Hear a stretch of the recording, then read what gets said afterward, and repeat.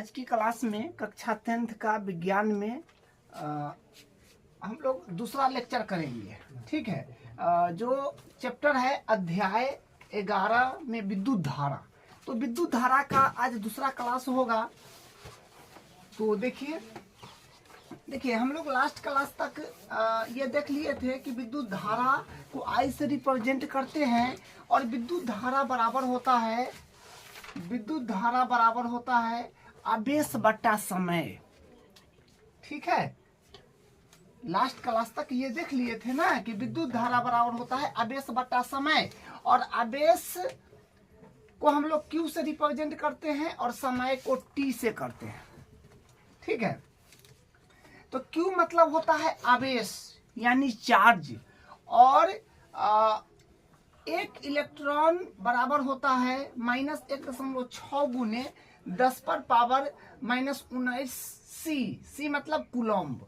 ठीक है, और 1 प्रोटॉन है तो एक प्रोटॉन पर आवेश होता है 1.6 गुने 10 पर पावर 19 कूलम्ब होता है। मतलब देखिए एक इलेक्ट्रॉन पर आवेश होता है 1.6 गुने 10 पावर -19 कूलम्ब। ठीक है, जैसे यहाँ पर देखिए एक कूलम्ब आवेश में इलेक्ट्रॉन की संख्या कितना होता है, तो एक कूलम्ब आवेश में इलेक्ट्रॉन की संख्या बराबर 6.25 गुने 10 पर पावर 18। ठीक है, यानी एक कूलम्ब आवेश में इलेक्ट्रॉन की संख्या कितना होता है, तो 6.25 गुने 10 पर पावर 18। इसको अगर तोड़ेंगे तो इतना बड़ा वैल्यू आ जाएगा। ठीक है, जो देखिए इतना बड़ा वैल्यू है। अब देखिए एक लॉजिक से समझिए। जैसे मान लीजिए कि एक टमाटर है, मान लीजिए 50 ग्राम का, एक टमाटर है 50 ग्राम का, और मान लीजिए कि 1 केजी में कितना टमाटर होगा, तो 1 केजी का मतलब होगा 1000 ग्राम। तो 50 एगो टमाटर का वजन है 50 ग्राम, तो इससे डिवाइड करेंगे तो 20 आ जाएगा। तो इसका मतलब ये हुआ कि अगर एक टमाटर है, एक टमाटर का वजन है 50 ग्राम, तो 1 केजी टमाटर में 20 गो टमाटर होगा।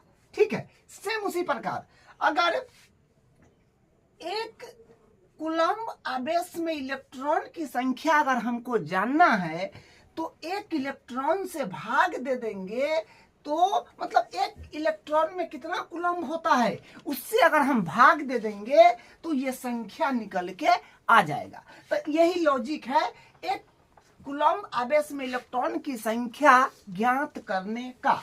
ठीक है, तो ये लॉजिक है। या फिर ऐसे समझिए, मान लीजिए कि एक चालक तार है।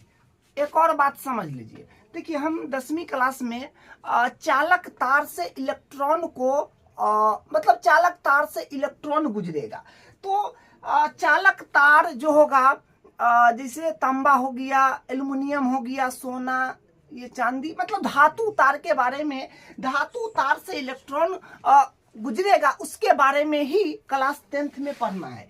और कुछ चीजों से होकर के इलेक्ट्रिसिटी गुजरता है, लेकिन उसके बारे में क्लास 10th में नहीं पढ़ना है। ठीक है, तो हाँ देखिए मान लीजिए कि एक चालक तार है और एक बिंदु P से इलेक्ट्रॉन गुजर रहा है।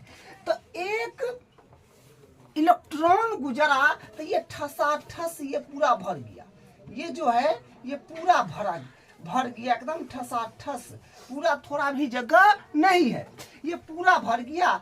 तो हम मान लिए कि एक चालक तार है और एक बिंदु P से 1 सेकेंड में एक इलेक्ट्रॉन, 1 कूलम्ब इलेक्ट्रॉन गुजर गया। तो 1 कूलम्ब इलेक्ट्रॉन गुजर जाएगा तो 6.25 गुने 10 पर पावर 18 कूलम्ब गुजर जाएगा।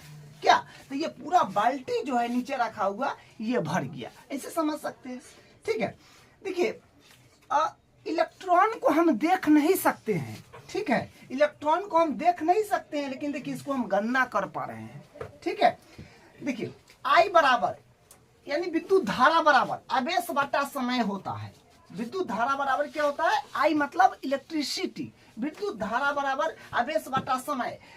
आवेश को सी से बोलेंगे और समय को सेकंड में। समय को देखिए सेकंड में भी मापते हैं, मिनट में भी मापते हैं, घंटा में भी मापते हैं, लेकिन सबसे छोटी इकाई सेकंड होता है। ठीक है, तो उसी प्रकार आवेश को 1 कूलम्ब और समय को 1 सेकेंड, तो 1 कूलम्ब बट्टा 1 सेकेंड ये बराबर हो जाता है 1 एम्पियर का। ठीक है, 1 एम्पियर, एम्पियर एक वैज्ञानिक का नाम है। उनको रिस्पेक्ट देने के लिए 1 कूलम्ब बट्टा 1 सेकेंड, मतलब 1 सेकेंड में कितना कूलम्ब आवेश गुजर रहा है, उसको 1 कूलम्ब बट्टा 1 सेकेंड को 1 एम्पियर बोला गया है। वो सर मैरी अंडे एम्पियर करके उनका नाम था, सब अंग्रेज वैज्ञानिक है। ठीक है, अंग्रेजी वैज्ञानिक है, तो उनका नाम कैपिटल लेटर से लिखा जाएगा। जैसे आप सुने होंगे न्यूटन, तो न्यूटन का कैपिटल लेटर पहला होता है एन होता है, उसी तरह ये उनको 1 कूलम्ब बट्टा 1 सेकेंड को 1 एम्पियर बोला गया। जो एम्पियर हैं वो वैज्ञानिक हैं, उनको रिस्पेक्ट देने के लिए। ठीक है, या 1 एम्पियर या 1 AMT बोल सकते हैं, AMP, हाँ AMP। ठीक है, तो ये बात है। अब देखिए 1 एम्पियर, 1 एम्पियर मतलब 1 एम्पियर क्या है ये समझना है। देखिए जब किसी चालक में किसी बिंदु से 1 सेकेंड में कोई चालक तार है, ठीक है, उससे किसी चालक के किसी बिंदु से 1 सेकेंड में 1 कूलम्ब आवेश गुजरता है तो बहने वाली धारा 1 एम्पियर होता है। और कोई चालक तार से 1 सेकेंड में 1 कूलम्ब आवेश, अगर कोई चालक तार से 1 सेकेंड में 1 कूलम्ब आवेश धारा अगर आवेश गुजरता है तो बहने वाली धारा 1 एम्पियर होता है। ठीक है, इस 1 एम्पियर बराबर होगा 1 कूलम्ब बट्टा 1 सेकेंड। ठीक है, यानी 1 सेकेंड में 1 कूलम्ब आवेश गुजरता है तो 1 एम्पियर के बराबर हो जाता है। ये सब बात ध्यान रखेंगे। फिर देखिए चालक में इलेक्ट्रॉन की प्रवाह की दिशा ऋणात्मक सिरे से धनात्मक सिरे की ओर होती है। क्या कह रहा है कि चालक में इलेक्ट्रॉन की प्रवाह की दिशा धनात्मक सिरे से ऋणात्मक सिरे की ओर होता है। हाँ, जैसे यहाँ पर देखिए ये बैटरी लगा हुआ है, ये जो है अपने पास में ये बैटरी लगा हुआ है। ठीक है, और ये इलेक्ट्रॉन है, यहाँ पर बॉल लगा हुआ है, तो ये इलेक्ट्रॉन आएगा यूं, ठीक है, और यहाँ पर ये बल्ब को गर्म कर देगा, तो बल्ब क्या होगा, चमकने लगेगा, बल्ब के तंतु को गर्म कर देगा, तो बल्ब जो है चमकने लगेगा, तो हम कहेंगे भैया बॉल जल गया। ठीक है, तो इलेक्ट्रॉन का प्रवाह जो होता है ऋणात्मक से धनात्मक सिरे की ओर होता है।